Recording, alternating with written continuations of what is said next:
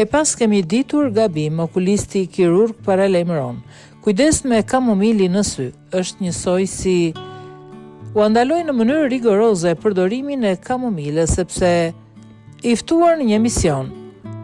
Doktor Eugen Dautlari, okulist kirurg, mjek prej më shumë se 15 vitesh, i specializuar në kirurgjinë e syrit dhe në okulistik. Së bashku me Ilvi Begollin, ata kanë diskutuar gjithashtu në lidhje me shëndetin e syrit, si ndikon teknologjia dhe si duhet të kujdesemi ne për gjithçka.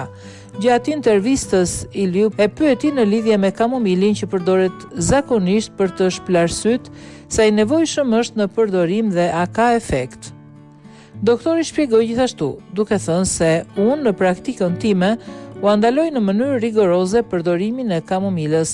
Shumë nga nënat tona kanë pastruar syt, sklepat me kamomil.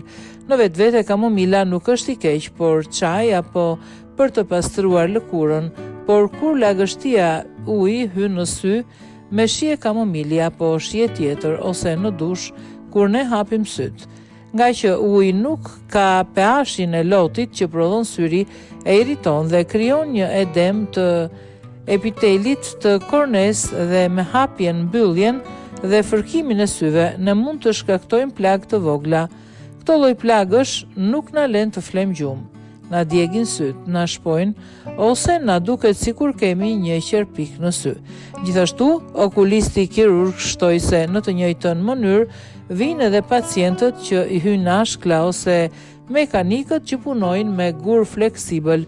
Paraprakisht e njëjta gjë ndodh edhe me ujin e kamomilës. Provokojmë syt që të gërvishen lehtë dhe të shkaktojnë një erozion të epitelit dhe detyrimisht vijnë këto pasojat.